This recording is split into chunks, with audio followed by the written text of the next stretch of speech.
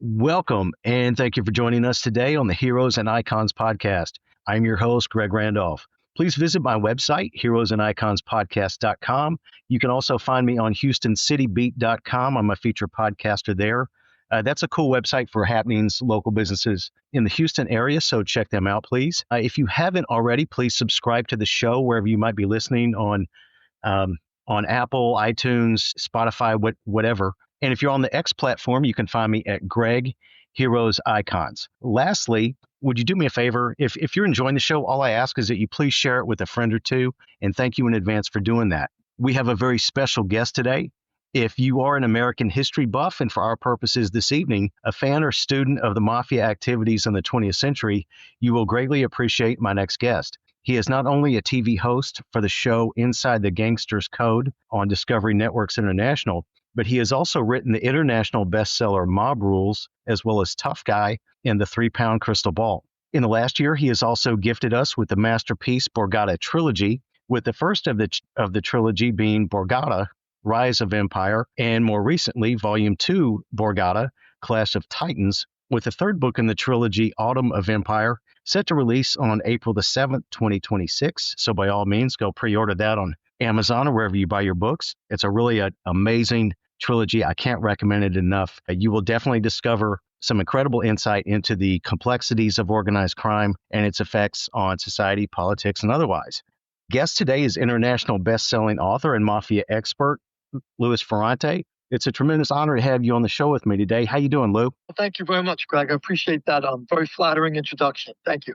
You got it. You got it. Well, if I may, I'd like to ask you about kind of the beginning of the story, so we set the table a little bit for the audience. So you were in another life, you were a mafia associate and heist expert, part of the Gambino family. You refused to inform on your fellow Gambino family members, and you served close to a decade in prison.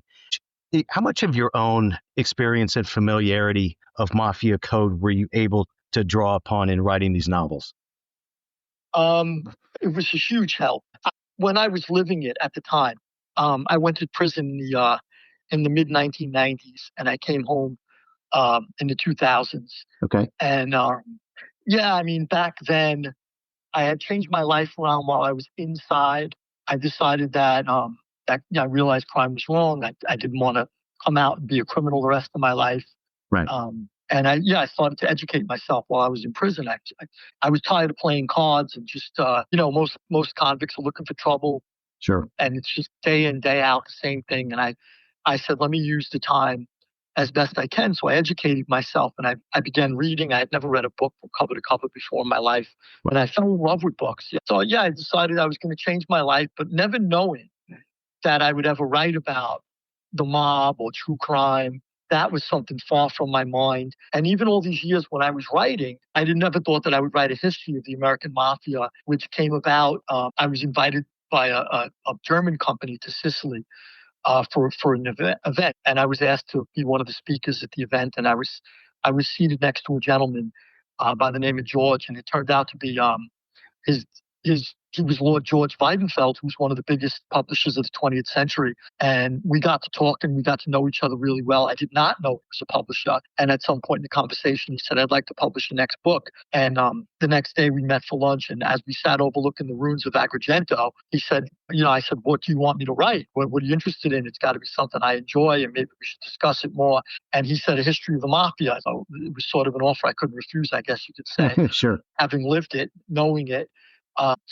When I started reading about the mob, I knew right away, because I never liked to read true crime. When I was in jail, I read histories, biographies, science, the law, every other subject but true crime. I didn't want to read about what had landed me in prison. And at one point, I faced the rest of my life in prison. I hired and fired so many top-notch attorneys that I was able to get out with, see the light again one day. But I never wanted to look back at that. So I never wanted to write about true crime. So when I had to go back and start reading about the mafia and doing my research, I couldn't believe how many things I was reading that were wrong. And the reason was, a lot of people have a disconnect, obviously. A lot of people, they graduate Ivy League colleges maybe, and they go into the writing profession, maybe first journalism, and then history or biographies or what have you. And then they get a book deal because they are good writers, not to take that away from them. They're excellent writers, but they don't have that insight into how the mafia really works. You've had to, you've never had a pair of cold handcuffs around your wrists. You've never held the cold steel of a 45 automatic. Hmm. You've never had the FBI surveilling you everywhere you went. Those are the experiences I think that, and living with people who are doing the crimes, you're committing the crimes with them. I think it gives you an element that's, if you wanted to read, for example, a biography about politics, you would look for somebody who has access to the White House, in some way, shape, or form. Someone who's from the Beltway, inside the Beltway. I think it's the same with the mob, or it should be somebody who knows it, somebody who understands it. And I think that's what I was able to bring to the table. That a lot of I've gotten a lot of positive feedback in that regard. People saying, "Gee, I never heard it from somebody who lived it." Yeah, so thank you for pointing that out, Greg. Yes, absolutely. So how did you? So when we talk about the trilogy and about the beginning of the mafia in America, and then the autumn of empire, how were you able to pick? Because I know you couldn't possibly pick every single subject or person or event or anything. So how were you able to condense that into something that you were able to Mhm. to do, and then keep Yeah, it all that's a organized? great question, Greg, and no one's asked me that before. And that goes into the writing process, which no one ever talks about. And I'm so glad you did because I never get an opportunity to speak about it. It was really, really mind bending to start diving in and be inundated with so many different things, so many pieces of information, so many articles that were written, so many books that have been written. Hmm. Before I even get to my own experiences, which in Autumn of Empire, the third volume, that's when I lived with the people who I'm talking about. I knew them. I was part of some of the things that happened, but I also knew all the participants. But in the earlier two volumes, where this is before I'm even born, Hmm. you're doing research and you're pulling out your hair, going, "What do I include and what do I exclude? What is interesting to the reader? What?" And at some point, I with piles of stuff around me, piles of books, piles of papers and notes and stuff that I'd been scratching out for. It turned into something where my past books would take me a year to write. I'd make an agreement with the publisher that I'd have it handed in a year. And within that year, before the year was up, I usually came in early. And I was always proud of that, being able to deliver before time or at the very worst on time. Hmm. And in this case, it was the first time where I didn't even know where to begin. And it had been like a year of research where I still didn't even put a pen to paper. And I had to go back to the publisher, and I was, it was something very hard for me to do because I'm used to delivering, whether it was a hijacked truck that I promised the fence. I deliver. It was always my word. If I tell you I'm bringing something, I'm coming. Right. And here I am telling the publisher, look, I've been going a year. I don't even know where I'm starting yet. This is such a huge thing. So luckily I had people that were understanding at the publishing house. Um, and at some point, I figured in my own head, I said, if I'm going to include everything that moves the plot forward. So think of the Gotcha. mafia as an empire. Yeah. So whether it's the British Empire, the Spanish Empire, whatever it might be, or the American Empire, we could even consider the United States as some sort of empire. Hmm. What in the history of each of the world's empires is relevant and moves the story forward. So I had read so many histories that I have an idea of what authors do include and don't include. So I said, gee, that's what I have to do. Focus on what moves the plot forward and disregard all of the other, smaller events that aren't moving the overall empire of the mafia somewhere. Right. And that's what I was able to do. That's why. So I bounced in the beginning. I went, which was hard too. How did the mafia come about in Sicily? Hmm. That was a lot of research. Sure. I hate when I pick up a book about, let's say, the Roman Empire, Hmm. and it starts off with either Julius Caesar or Augustus or Tiberius, and what the hell happened? How'd they get here, though? Tell me how Rome came about before you tell me about a Caesar. So it's Right. the same thing with mafia books. You pick it up and they start with Lucky Luciano or Frank Costello or Albert Anastasia. And, me, I'm scratching my head going, but how the hell did the mafia come about? Where did these people come from? And when you're living it, you have no idea. I'm hijacking a truck. I'm loan sharking money. I'm in with I'm literally in and out of the houses of the people who run the Gambino crime family Right. on a daily basis. And none of us have any idea how what we're involved in came about. We just know that we were, the guy you're around, the guy who taught you, maybe the old timer who taught you when you were younger. And that's as far as the history goes. It's almost like a Homeric epic where you have some oral history, Mm-hmm. but you really don't have any written history. Nobody gives you like a crate full of textbooks about the mafia and says, here, read this and get back to me at the social club on Tuesday. It just doesn't Right. happen. So I had no idea, and I'm going back and I'm trying to figure out how the origins came about. And I think by research in that regard, it's definitely groundbreaking. Nobody has ever come up with all of the pieces I was able to put together and how it was formed within the Sicilian womb and how it crossed over into America. But I think once I got past that, then I move around a lot. I never knew personally that the mafia's Plymouth Rock in America was New Orleans, Louisiana. I always thought that the mafia was the strongest place it always was in New York. It also had a strong presence in Chicago and then other places around the country as well, obviously Kansas, Detroit, etc. But I never knew that the first place the mob ever really planted a strong, sturdy flag was in New Orleans, Louisiana. And that was news to me. So then I did a deep dive into the Louisiana Mafia, which was fascinating. And to me, they were cut above a lot of the New Yorkers for the most part, the way they did things in Louisiana from the very beginning. And then the second volume, after I bounce around, I go to the Chicago mob, obviously. I go to Las Vegas. I go to Los Angeles. But at some point during the second volume, we go into the assassination of President Kennedy and the mob's involvement. And we end up back in Louisiana. And I think that's, to me, was one of the most fascinating parts of the history overall, was to see how brilliant specifically Carlos Marcello was. Right. The Louisiana Don.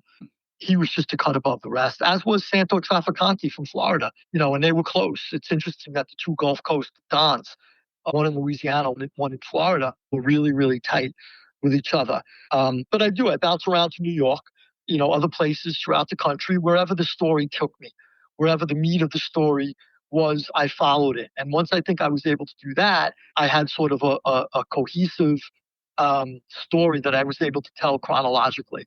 And I think that helped a lot. Excellent. And you did that very well. So what was, you mentioned that New Orleans and Marcello was something that fascinated you in your research, but was his later admission from prison, is that something that really surprised you in your research? Yeah, it was kind of shocking because people talk in jail. So when I was in prison, I was locked up with a lot of bosses and underbosses, conciliers, and in different prisons I went to. I did 8.5 years in federal and state prison. I was in the maximum security at first. Eventually, I was dropped to a medium. But during that time, I spent a lot of time, because I was a stand-up guy. I never snitched. People trust you. So a lot of times you're in a cell with people, and they talk to you freely. Where bosses and underbosses would tell me things where if we were on the street, they would never tell me.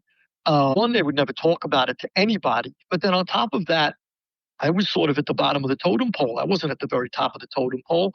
But now, you're a stand-up guy. The boss trusts you, or an underboss, and you're with him, and, he trusts you, and he starts to talk to you. And then they ask you for advice on different things, and they open up to you. And a lot of guys talk to me about certain things, and there's no reason to lie when you're locked in a cell with somebody, unless you have some type of business dealings with them. That's a different story. If I had a share of a company and the underboss I'm locked up in a cell with has a share of a company, he has a reason to lie about what that company makes, maybe. But if it's just talk, and it's idle chatter, and the two of us are just bullshitting as friends, there's no reason to lie. And I saw that with Marcello. When I read the transcripts, I was amazed that, it seemed like, Marcello was one of the, dozen guys I had been locked up with, who were as powerful as him, who talked to me as freely as he was talking to the other inmate. And he said things he might not have said on the street. You're locked up. You figure, where the hell are they going to put me next? I'm in already. And he said I killed the SOB. Right. And I believe that. Yeah, I believe it wholeheartedly. I've been making an attempt to get in touch with the committee that Congresswoman Luna was investigating to try to get the documents released after President Trump said that he would release them. Sure. Which I believe that President Trump's intentions are wholehearted. I believe he's sincere. I just don't believe that he understands exactly which documents are where, because there are a lot of stuff still that we haven't seen yet. And I think he allowed Luna to take the lead on it to try to figure out where's what. Mm-hmm. And I'm trying to get in touch with her at the moment. And I was invited to the the JFK event on the anniversary of his death in November. Yes. In Dallas. So there's a few of us who are working together to try to get to different agencies, which I think are being as transparent as they possibly can.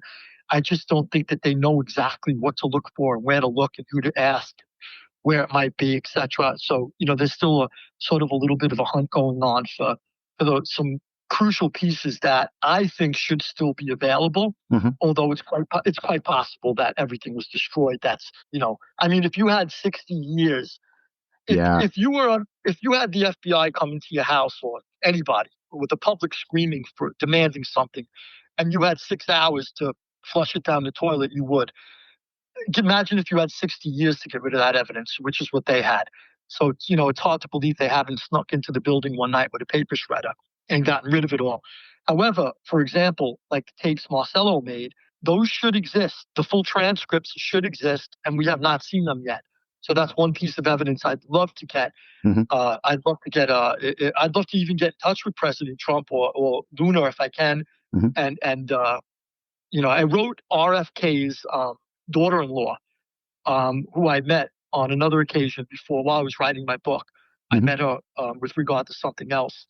And RFK, his daughter-in-law, who worked for the CIA, at one point, I contacted her and told her that there's a number of things that maybe you could help me get to the right people. We know that these things should exist. So we'll hopefully get those things released. I don't know if they do exist still. We hope they do. Yeah, there was so much of that was destroyed almost moments after right after the assassination took place with film, and you had the limousine taken away and scrubbed down immediately, and then you had cameras and film and whatever else that was just confiscated right there on the spots, and that's in addition to the other records and other departments that were shredded by, I don't know, the Secret Service and whoever else, but hopefully somehow those things do exist. I know there's. Yeah. Go ahead. No, what I was going to say is what you said. You said a really, really important thing. Like, for example, the limousine. There are so many pieces of evidence like that. They swept that. They took that car right away. They cleaned it up. They washed it immediately. Mm-hmm. Then they sent it to Ford to get refurbished, Mm-hmm. and they fixed the windshield. Right. And there were so many things that they did where if you were a detective and I was suspected of killing someone in my car, mm-hmm. and then I came home with my car, and then as you're on your way to my house, I go to the car wash, I wash the car, then I get rid of it, then I burn it, and then I come home and you say to me, "Where's the car?" And I tell you, "Well, gee, I just went to the car wash and I washed it all out, and then I got the blood out, and then there's actually a camera of me doing that, and then I burned it," and you'd say you're under arrest. That's enough evidence to convict people in the court of law. It's pretty obvious if you put that before a jury, the jury will convict. You had no reason to run to a car wash knowing the detective's on the way to your house. No reason to burn the car. So there are so many pieces of evidence like that just point to conspiracy. And I laid them out all in the book. But as you saw, probably, I tried to make sure that I never just threw something out there. It's all referenced in the back in the notes section. Yes. If you want to take the time, the reader, they could go back there, and the evidence is overwhelming. I promise you, I was convicted in a court of law with much less evidence, a fraction, less than 1% of what I have produced, pointing to the guilt of the mob in in a conspiracy with rogue elements of the government and rogue elements of the Cuban exile community. Oh, absolutely. Well, let me ask you this. Speaking of eliminating the evidence and people and everything else, can you talk a little bit about the hit that was put on Lee Harvey Oswald by Jack Ruby, and then why did Ruby have to take him out so soon after the assassination? Yeah, so I believe it was pre-planned. I couldn't produce evidence, but I do at one point when I am veering from the evidence and I give you my opinion, I make sure the reader knows that. But in my opinion, it may have been pre-planned that Oswald was supposed to. I don't believe they wanted him arrested because they went into a panic when he was arrested. I Okay. believe they wanted him dead. There's obviously a lot of evidence that I cite in the book, in volume 2 of the trilogy, that I cite pointing to the fact even Hoover, let me say it this way, even J. Edgar Hoover believed that someone was impersonating Oswald in Mexico, Hmm. attempting to get a Cuban visa. And so why would they be trying to get out? Why would someone be impersonating Oswald? And this is according to J. Edgar Hoover, not me.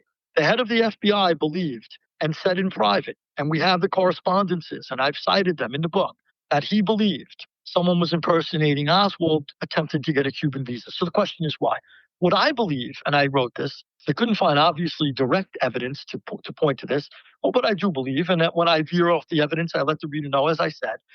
But I believe that the plan was to, if Oswald looked like he was the assassin, whether he was one of the gunmen or whether he was a pawn, a patsy, whether he took part, I believe he was in the know. I believe he had something to do with the conspiracy, but I don't believe he knew it was going to be dumped on him. If that's the case, and you want it to look like Oswald, and you've already created a trail where it looks like he's going to be caught while escaping to Cuba, because that was the purpose of the visa.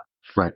Then what the mob wanted, what the Cuban exile community wanted, and what rogue agents of the federal government wanted, vehemently anti-communist and thought Kennedy was too easy on communism, was to take back Cuba. They wanted to get Castro out of Cuba and take it back. It was during the Cold War.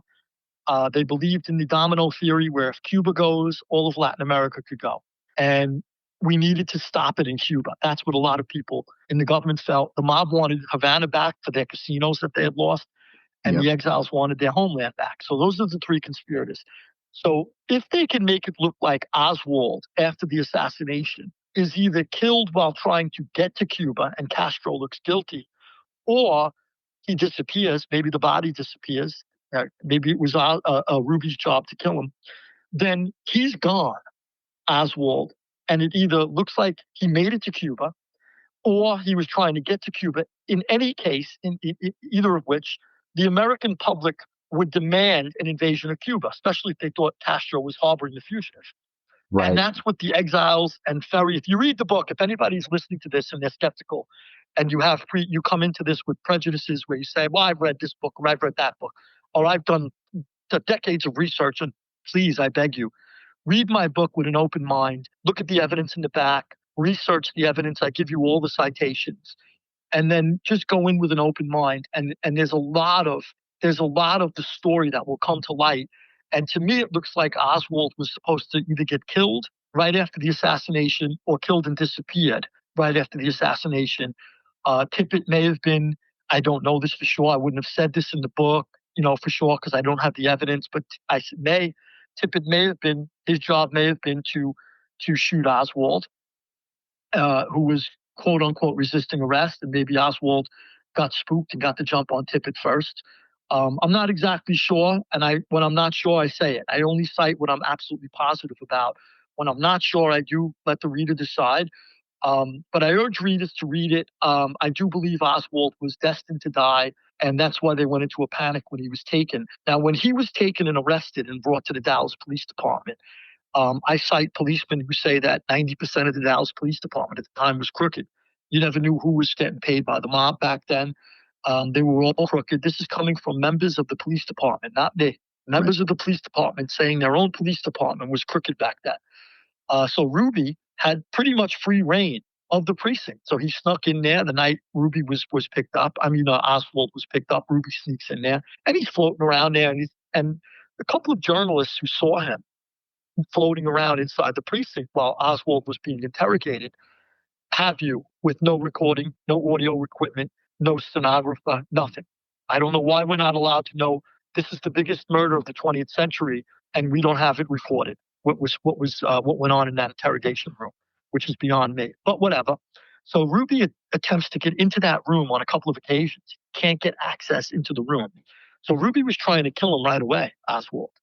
And then he goes home and he's throwing up, he's vomiting, he's a mess. He's calling people he's never talked to for decades, telling them, I love you, I miss you, I love you. And he's acting strangely. And apparently he's a man who seems to be doomed. Ruby, that is. Yes. And all of a sudden, let me just say this. You are, back then, things have changed obviously now, but back then, if you're given a mob hit, if you get the contract and you blow it, you die. That's the rule. And it was like that when I was on the street too, by the way, in the 1990s. So it's not even like, it might not be that way now, but we're in 2025. But when I was on the street in the 1990s, if somebody gave you a contract and you blew it, you're dead. Yeah. There's no mercy. There's no reprieve. You can't say, oh, my gun jammed. Oh, I shot him. I hit him in the arm and he ran away. You're dead. You blow a hit, you die. So Ruby knew if his task was to kill Oswald or get rid of him, and he blew it and Oswald was accidentally arrested, Ruby knows he's a dead man. That's why he's running around throwing up his guts. Finally, when he shoots him and he kills him, and before he knows he kills him, he's in the precinct, and I detail this in the book. He's in the precinct, and the journalists, once again, who were present, said he was pretty nervous until he got news that Oswald was dead. After he shot him, he's waiting. He's charged at the precinct with attempted murder, and now it turns into a murder charge. Now, once again, Ruby should be. Now, he should feel worse because if you shot somebody spontaneously, like supposedly they say, and he's at the precinct and he's charged with attempted murder, the moment you realize the person's dead is when you're getting charged with murder, which is punishable by the death sentence in Texas. So you should be really, really screwed up by that news. But the journalists who were observing him said when he got the news that Oswald was dead, which meant that he would be facing the death penalty, he was laughing and joking. He was happy and jovial. He looked like a load was off his back because he figured, hey, I could fight it in the courts, but I got the mob off my back now. I don't have a guaranteed death sentence. I have one through, maybe I'm being charged with it. But he thought he was going to get off. Ruby didn't think there was any Texas jury that would convict him for shooting Oswald because he had done what any patriotic American would do in his mind, which was shoot the president's killer. So, that, once again, any of your listeners come into this with preconceived notions, please read the book with an open mind. I beg you. Feel free to email me if you have a question, but go in with an open mind and read it, thinking to yourself, I'm open to whatever, if the evidence is here and it's not just someone making stuff up as he goes along. And I assure you that's exactly what it is. The evidence is there. It's all in the back. And there's an overwhelming abundance of evidence pointing to a conspiracy and pointing to the things that I outline in the book. And it goes all back to Marcello, by the way.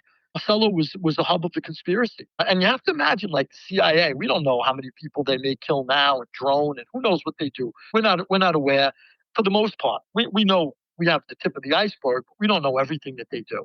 But back then, the CIA, their MO was to farm things out. And if they could get the mob to do them a favor and be on the ground and put it together on the ground and they could stay arm's length and have plausible deniability, that was how they were operating back then, especially under Allen Dulles. And when Allen Dulles left the CIA, it continued under Helms.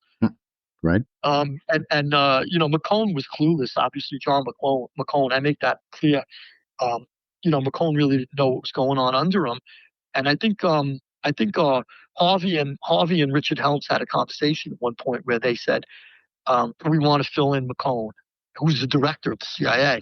And they felt it was advisable not to even fill him in on anything they were doing. And they just left him in the dark. So, you got a CIA that's basically running itself, just under the director's chair. They're doing whatever they need to do. These guys are seasoned CIA guys, and they felt then, and there's a lot of evidence once again to suggest this, they were trying to kill Castro with the mob's help. Nowadays they might have a million other different variety of ways to get a world leader and topple a regime and prompt a regime change. But back then, their go-to was the mob, and they went to Santo Trafficante, they went to Sam Giancana, and they spoke to them and said, help us kill Castro. We want him dead. And they felt that there was a level of insulation that they would use the mob to kill, and they could sit back. And this went all the way up to Dulles. Dulles was well aware of what the mob was doing to try to kill Castro. So I make the argument, if they used the mob for that, and they felt Kennedy was another mutual enemy, which they did indeed. Who knows? It seems that they conspired once again together. Absolutely. Are you familiar with the Godfather actor Gianni Russo and his claim that hitman Johnny Rosselli was not only involved in the JFK assassination, but rather that Rosselli was the one that actually made the kill shot from the sewer drain? I'm aware of the claim, and this is what where the evidence took me. Okay. This is years of research. I did over 10 years of research for the trilogy as a whole, and a lot of that research time was sucked up with the Kennedy conspiracy. So I will say that my research, based on what I found and based on what I know to be true as a former mob guy, Rosselli was involved for sure, to a certain extent, to some extent. He knew, he was in the know. He was involved. He was definitely not a shooter on the ground. A guy who was known to frequent Las Vegas. He was known to be with starlets, Hollywood actresses. He's not a boss, but he's, a ranking member. He's not crawling into a sewer to take the shot. Right. They got sharpshooters for that stuff. That they could either kill 10 minutes later or help them escape to another country, or who the frick knows. A million different things they could do. They're not putting Johnny Rosselli in a sewer. That's like saying, John Gotti, who was the biggest mob boss of the 20th century, he was asked to help the CIA kill somebody or another who was visiting Manhattan. I mean, could you imagine? Gotti would have sent a guy like me to do it, maybe, or a few guys like me. But he wasn't going to sit in a sewer with a rifle and shoot the guy himself, or go to a rooftop with an earphone and a walkie-talkie. He's the boss. But, big guys don't do things like that. Rosselli was a big guy by then. He was meeting with congressmen, senators. I mean, he was no joke. To imagine him crawling through a sewer, Well, now, yeah, I just don't believe it. I don't know. And I didn't even have a shot coming from the sewer as far as I saw. But who knows? I don't know. I got you. I guess there's one school of thought that with the guys that were the shooters in Dealey Plaza that day was that the older guys were up and back, and that the younger guys were down in the trenches for that reason. Like you're saying, like What do you mean in Dealey with regard to Dealey Plaza? I don't. Yes. I'm sorry. Yeah, where the guys were, you had maybe a Eugene Hale Brading that was in the back as a spotter, I think, as you mentioned. Yeah, you had other guys in other places, but the older established guys were not going to be down like in some place like a sewer. You're not going to see Marcello anywhere near there. The Sure. Big guys usually, when something's going down, even if it's just a hit on in the New York mob, let's say, there's going to be a big hit. Usually the guy who orders it, it's different when like John Gotti took over the family. He was present because it was a coup of sort of like junior officers, shall we say, for argument's sake. But when a big boss orders something, his first order of duty is to establish an alibi. Marcello was in a courtroom when that was happening, and he was definitely the central figure. Trafficante was in Florida. These guys aren't going to go near, the big guys aren't going to go near Dealey Plaza. No. That's like, it never happened. So they would, whoever's on the ground, I believe it was David Ferry, who they called the master intriguer. I believe he was in a courtroom with Marcello too. He wasn't even seen in Dealey Plaza. He only rushed there afterwards. But I do believe he put the puzzle pieces together before time. And then it seemed to me like Eugene Hale Brading was Eugene Hale Brading was in the Daltex building. And it's quite possible that the shots that we believe came from the book depository may have come from the Daltex building as well. There may have been a shot fired from there as well. I don't know. So I couldn't get this. I couldn't come to a definitive answer in my own head with regard to who the shooters were, other than I knew Eugene Hale Brading was in the Daltex building. Obviously, Oswald was in the book depository, but he wasn't up on the floor where the president was shot from. He was drinking a soda when the cop went in there, literally, less than a minute later. So, I just couldn't figure out who was on the grassy knoll. We may never know that. If I was planning Dealey Plaza, I would have had Eugene Hale Brading may have been a spotter. He did get away from there and lived to talk about it, right? He went on to live for a long time after that. Yeah. I think he was a block away when Robert F. Kennedy was shot in California. Yeah, that's just too much of a coincidence for me. Me too. Yeah, me too. But as far as like on the ground, if I was planning Dealey Plaza as a mob guy, I would have made sure that the shooters got paid a lot of money before time, and then we killed them right after. And I would have this way it's done. Yeah. Whoever took the shots in the grassy knoll, I would have told them, you're going to drive down this street, get in the car with this guy. He's going to bring you to the airport, and then we're going to fly you out of the country. He would have never made it to the airport. And if he got on the plane, he would have been thrown out over the Gulf or something. There's no way that you want the shooters running around after that. The mob is known to, in volume 3 of the trilogy I'm writing currently, there were guys that killed and then were killed. It's a typical thing for a boss to have a guy kill 2 or 3, 4 or 5 guys for him, and then he kills the guy who killed them all, and there's no trail back to him then. Right. So, they like to cut off, they like to insulate themselves. So I'm not sure. That could be a very good reason why, a lot of people have said also too, that other guy who confessed in prison was one of the shooters. Maybe, I don't know. I suspected Woody Harrelson at one point. Or his father. Or Woody Harrelson's dad. Yeah, I'm sorry. Charles Harrelson. Right. Charles Harrelson. Charles Harrelson is an odd guy because there's a couple of things that made me do think that he, obviously, to me, at least, he looks like one of the hobos that they took a picture of. Some people dispute that. But also, what's interesting about Harrelson is he gets caught and he does a life sentence later on for shooting a judge with what? With a high-powered rifle. Who does a mob hit with a high-powered rifle? And he was contracted by mob guys. So who the hell does a mob hit with a high-powered rifle? It's not common. No. So he shoots the guy with a high-powered rifle, goes to jail for life. And on another occasion, apparently he was jacked up on drugs or drinking, and he was having a standoff with the cops. And while he was juiced up, he went through the whole assassination. I found evidence of this at some point. And he told the cops, I killed Kennedy. I was there. I was one of the guys, this and that. And then they finally got him they finally take him into custody and they get him back to the jail and sobers up. And they question him. They said, you told us all this stuff. I was just, I was jacked up on drugs or drinking or whatever the frick he said. That was just chatter. That was just, I was just BSing.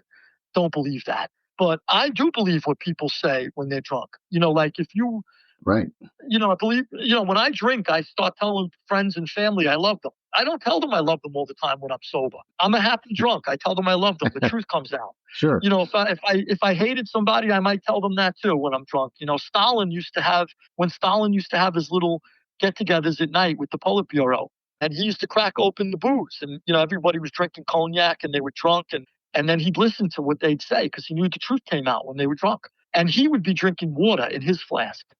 One of the German, I think when von Ribbentrop was German Foreign Minister von Ribbentrop was visiting the Soviet Union at one point. One of his underlings was they were toasting one after another, and the underling went to take Stalin's flask because he had finished his own. He grabbed Stalin's flask and wanted a drink, and Stalin's like wrestling with him. He didn't want to give up his flask, and then finally the German pulls it away from him and takes a swig, and he spits it out and realizes he had water in his flask.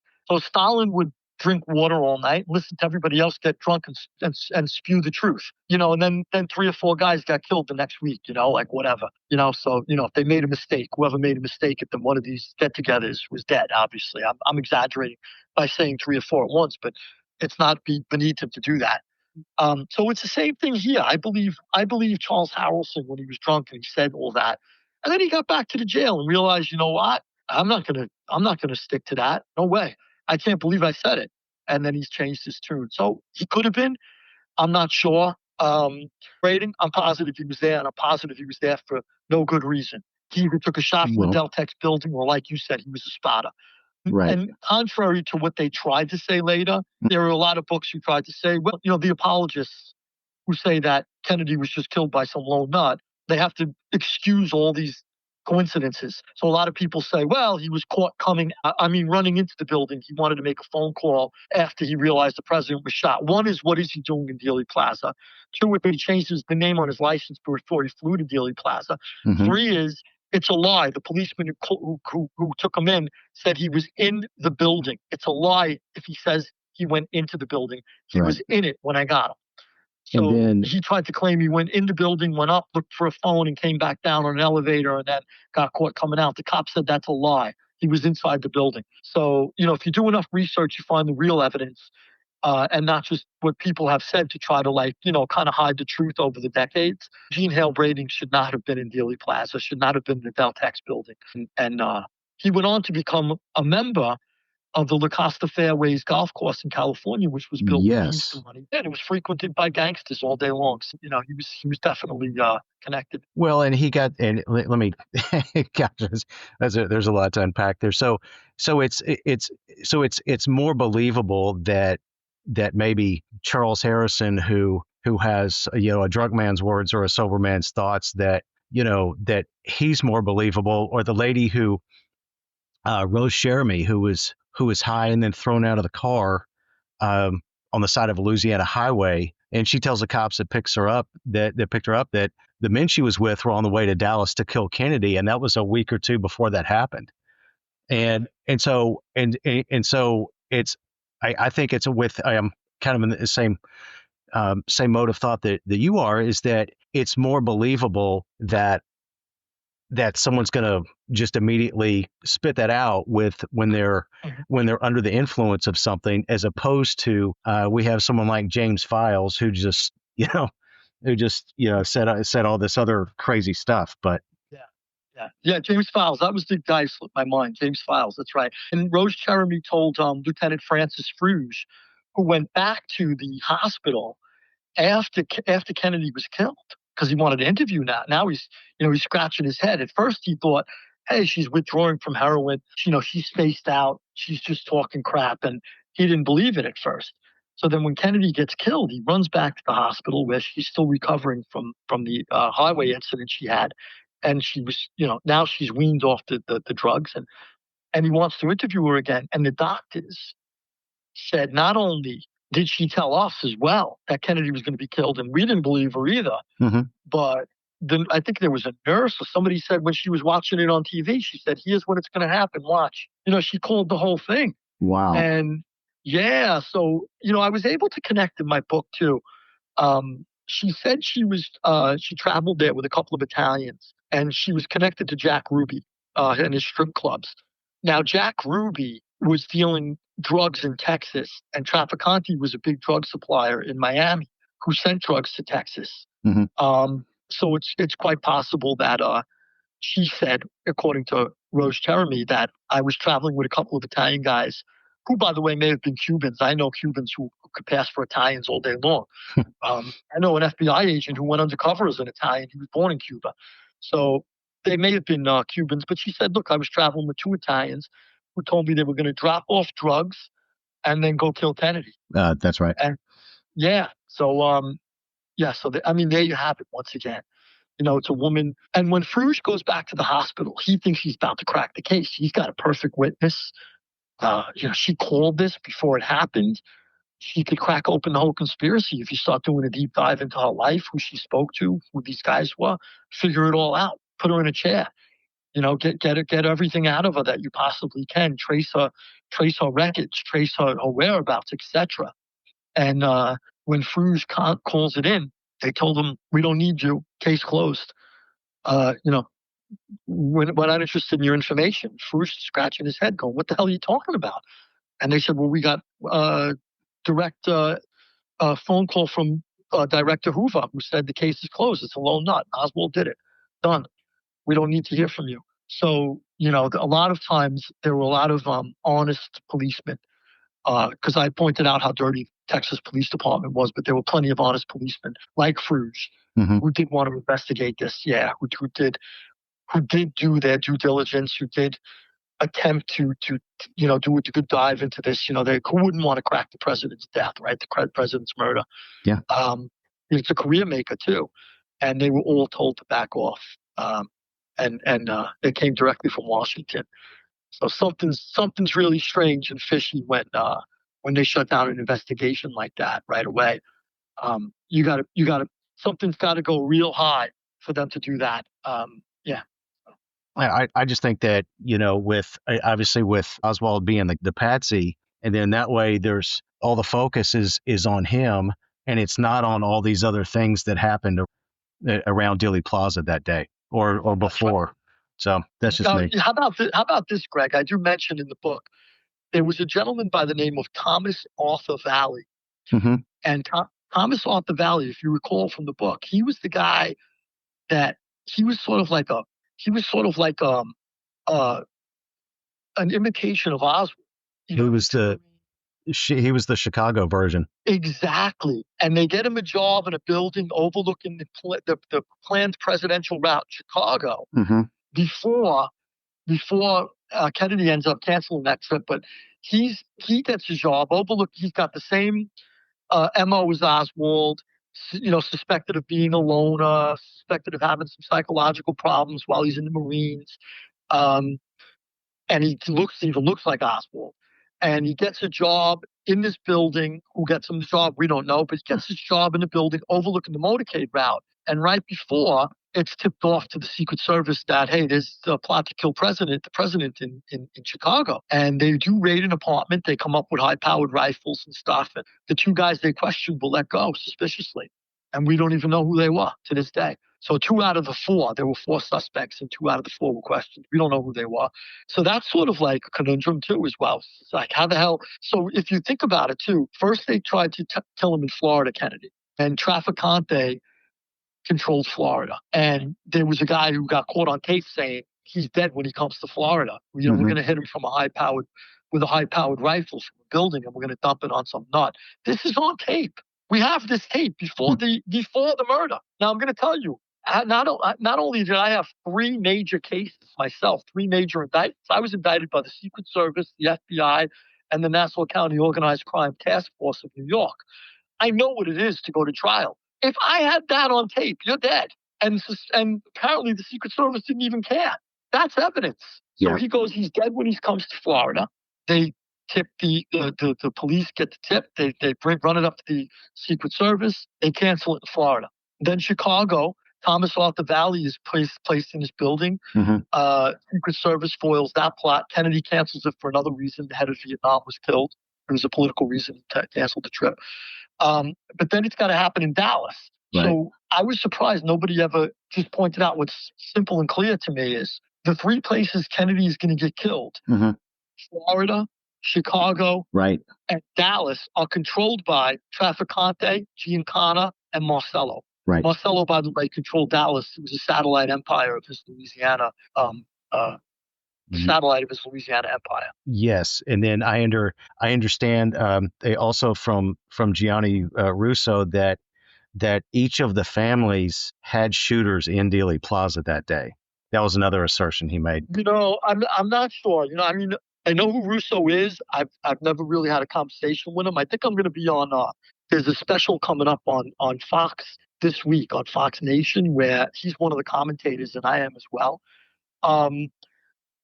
Usually, if they do a hit like the Hoffa hit, it's in, they'll do like the Detroit mob, make the Genovese family will kill him, and the Detroit mob may clean it up. Everybody dips their hands in the blood. They do interfamily stuff like that. But I'm not sure about each family having somebody in Dealey Plaza, because the New York families were left out of it. They weren't involved. They didn't need them. So, did they run it by them? Did they get a wink from them, a nod? I don't know.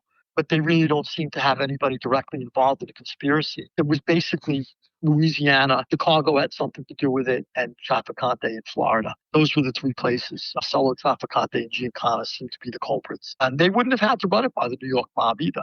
This is something too big. You can't go around. Usually, you got to get approval from the commission when it's a big hit.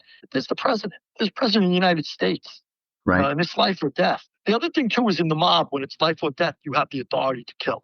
That's like mob rules. Mm-hmm. So, for example, if I'm in jail, I'm not allowed to raise my hands to a boss. It's against the rules. If I did do that, I would be killed. But if that boss attacked me first and I killed him in self-defense, then the mob allows it, because it's self-defense. As a man, you're permitted to defend yourself. Sure. That's the rules. Those are the mob rules. So Louisiana, Marcello, Trafficante, they considered Kennedy a life and death situation. They felt like if they didn't get him, he was going to get them through Bobby Kennedy, the Attorney General. Once again, I urge readers to read the book. I go deep into how it wasn't necessarily John F. Kennedy who the mob disliked. It was Robert F. Kennedy. But they felt John was not reining him in, and he should have. And they also counted on the father, Joe Kennedy Sr., who promised them an easy ride. And then Joe Kennedy Sr., unfortunately, had a massive stroke after playing golf, and he was an invalid, and they couldn't get him to call off Bobby and John Jr. John Kennedy rather wasn't listening, and Bobby just kept destroying the mafia, and they felt like it was do or die. So in a case like that, you don't need. Marcello doesn't have to go around and ask permission from the commission or anything. He can do as he pleases. It's life or death for him. He doesn't care. I gotcha.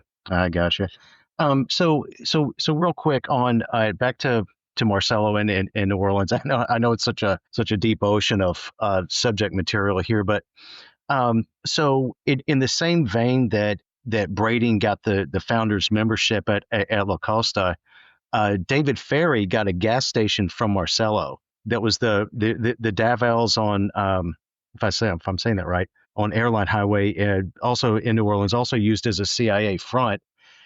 Is something of that magnitude, a gas station back then, that would have made him several $100,000 or a couple million or whatever it is in today's money? Is that it? Can we assume that that's a reward for something 100%. Substantial? Yeah, 1,000,000%. And now a prosecutor, again, if you were trying the conspirators in this case, a prosecutor would certainly use that as evidence. Because it points to guilt, it's motive. If a man's wife dies mysteriously, and then they find out that the man took out a life insurance policy on her the day before, is it proof that he killed her? No, of course not. Does it look guilty? Would it be shown to a jury? 1,000,000%. And it's the same thing in this case. Sherry is retained by Marcello to help him with his case. Mm-hmm. He's got a case. He's fighting deportation. He's also fighting a fraud case, all brought to bear by Bobby Kennedy. And while he retains him, he gives him money, he's got him on retainer, he's working on his case through the offices of G. Ray Gill, the attorney. Ferry is, working as sort of like a researcher for G. Ray Gill. So it makes sense. But once Marcello was acquitted in court and Ferry's done with him, and the case is done, it's passé. Why in the world would you buy him a gas station? And who the hell buys anyone a gas station? I've hired the biggest lawyers. I had William Kunstler. I had Barry Slotnick. I've had some of the biggest lawyers money could buy. And I never bought anybody a gas station, let alone a paralegal working in their office. So, obviously, this is something happening. There's something going on. And Garrison uncovers that. Jim Garrison. In his investigation of the conspiracy, he uncovers that, but he was too close to Marcello to go after it. He didn't follow up on that. But he goes after Ferry. So that was my next question. Is like why even do all this investigation and everything else if he wasn't willing um, to go after everybody. So instead, he's going after Clay Shaw and David Ferrie and not Marcello. But that's because Marcello helped him get elected, right? Yeah, so And some other things. tiptoeing around Marcello when it comes out that Marcello had first of all, Marcello had the entire state machinery on the take at that time. Right. And that all comes out too. But not only the state machinery, but the prosecutor's office. And Garrison was suspected of taking bribes, but he was acquitted of those charges later on. But Garrison did admit that, hey, I didn't take bribes, my whole office did, but it wasn't me. But the government had a difference of opinion. They said, well, he was too. And I think the only reason the government was interested in that was because they were mad at Garrison for opening up the case. Otherwise, they didn't really care if he took bribes. No one cared. They've done it so long in Louisiana. But Garrison tiptoes around Marcello, and there's something interesting about him going after Ferrie. So he goes after Ferrie, who was Marcello's guy. And at the same time, he's searching around Florida for Eladio Del Val, who was one of the Cuban exiles who's suspected of being part of the conspiracy. And Eladio Del Val was directly connected to Trafficante. So at the same time, Garrison is searching he's got Ferrie supposedly in his possession, in his custody. And he's supposed to be shadowing him everywhere he goes. He's got him holed up in the Fontainebleau with a security guard around him. That security guard at some point disappears. We don't know why. Ferrie runs off, goes home, and is found dead. And then Garrison finds Eladio Del Val also dead in Florida with an axe through his head and a bullet through his heart. These are two guys that knew each other. Eladio Del Val and David Ferrie may have conspired together. One knew Trafficante, one knew Marcello. And as soon as both are looked at by Garrison, both show up dead. Right. These are too many coincidences where you go, once again, I was in court for many years. The government needs almost nothing to put you in jail for the rest of your life, even. Turn on ID Discovery on the television and you could watch how many people were convicted of nothing with no evidence. And they're later exonerated because the DNA proves they weren't even guilty, or something comes up and they weren't even near the area and they were convicted with hardly any evidence. And I give an abundance of evidence, 40 or 50 pages of reference notes in the back that you could look up yourself that all points to a conspiracy and no one's interested in it. It's mind-boggling, Greg, when you think about it. If you've gone through the court system like I have, and you've seen how easy it is, you're convicted on hearsay. You're convicted on the prosecutor usually makes up the motive. They don't even know the motive because they weren't, inside the conspiratorial conversation. So they have to now create a motive, and they do that. Sometimes the motive is accurate, sometimes it isn't. Sometimes it's semi-accurate. Not to take away from the prosecutors and what they do, but this is how the way the system works. But all of a sudden, the system failed for this one huge murder, probably the most consequential murder of the 20th century, if not human history, or up there with them. And suddenly the system just completely breaks down, and all the evidence that's available is discarded. No one cares. And it's all in the book, and I explain why, and I quote the people who were involved and the reasons why they say they don't want to do this or they don't want to look into this, or certain people say, why aren't we looking here or why aren't we looking there, and how they're shut down. So there's something strange going on, and usually, if it smells like it, looks like it, it is it. Right. We know that. Yep. Yeah, so. I hear you. Well, this has been an incredible conversation. Let me ask you just a couple more quick things, and then we'll land the plane, so to speak, if that's okay. So you have the third volume of the Borgata Trilogy, which is set to release April 7th of 2026. Are you doing any type of book signings or anything for the release, or? As of now, there's nothing planned, but I'm sort of reactive. So if somebody, let's say, if somebody says, hey, look, we want to invite you to wherever, a library, maybe the library has a budget to bring in a writer or something, I'm open. I'm wide open to going anywhere. I've done it for my other books. We live in a world that's more remote now. A lot of things are done by podcasts and Zoom and all kinds of other things, whereas my other books, when they would be released, I'd end up doing a book tour. I did visit a lot of different libraries and bookstores and different events and stuff. where it doesn't happen as much nowadays. But if I am invited, once again, I am reactive. And, if somebody's got a budget to bring me in, I usually go. So if you know anybody, feel free to ask. Um, I was invited to Dallas, as I said, for the anniversary of JFK's death. There's a big gathering there. Mm-hmm. Yeah, so I'm excited about that. Meet a lot of people, like-minded people who understand something was wrong, and they'd love to get to the truth. But once again, I believe President Trump has made a huge step in the right direction by ordering the documents released. I wish I had the president's ear and could say to him, "Hey, look, this is great, but we're not getting it all. Can I run wild inside these agencies?" And yeah, I mean, start looking in the broom closets, wherever the hell they may have hid something, because there's a lot more we should be getting, if it still exists. Who knows? Well, all we can do is just keep knocking on doors and keep chasing it and hope for the best. Are you in? So you mentioned that you're going to be working with Larry Schnapp of JFK Facts at the conference. Are you guys presenting together at the conference, or are you?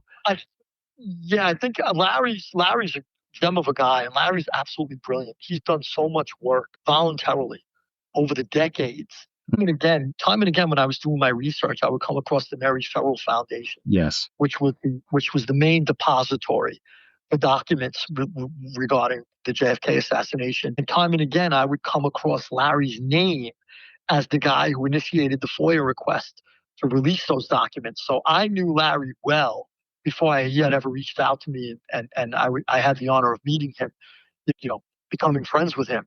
And as far as the event is concerned, Larry will be sort of mediating the conversation that I'll be having around things that I've discovered and put together in the book. Nothing I've come up with is, I haven't dug holes and found things that have never been unearthed before, but I've done my best to put the pieces together in a cohesive way that I've been complimented about, where it hasn't been done to that degree yet. So we'll be talking about that, and Larry will be mediating that conversation as to what I found and what I was able to put together, and the different pieces. For example, everybody gives Garrison a pass, and usually either the people who agree with like Robert Blakey and say it was the mob, but it wasn't the government. Then you have the people who agree with Garrison saying it was the government, it wasn't the mob. I feel it was an overlap. Yes. I feel like Garrison was protecting Marcello and Blakey was protecting the government. And if you take what the two of them did together and you overlap them, I think that's where you'll find, the most believable, plausible scenario.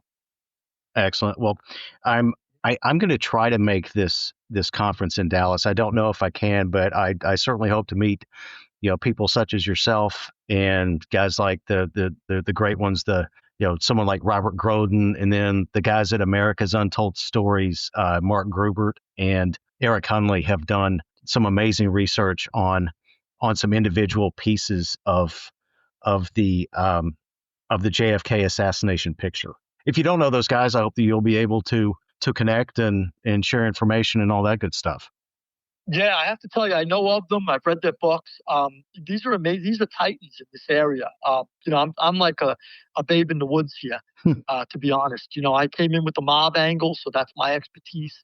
Mm-hmm. But a lot of these guys have expertise with regard to certain elements of the conspiracy that, they are the gurus. So yeah, I look forward to meeting all those people as well. I hear you. Same here. Excellent. Well, where can the listeners go to get more information about your books? And I'm going to put links to all these websites and your books and everything else in the show notes for the podcast. But where would you like listeners to go to get more information about your work?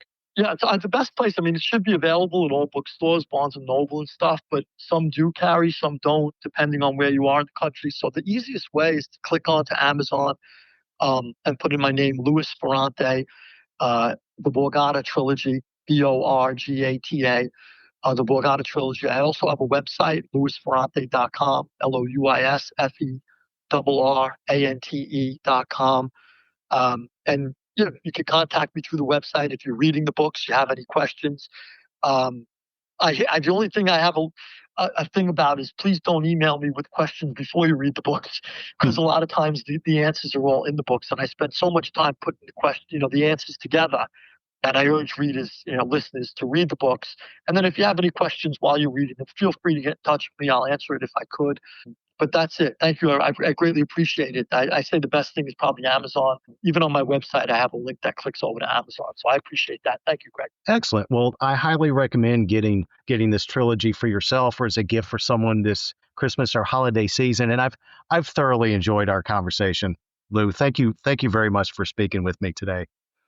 Likewise. Thank you so much, Greg, for having me. I greatly appreciate it. Thank you. You're welcome. I'm just so grateful to you for writing all these books and your research and the incredible stories. And this was just an absolute blast and a pleasure.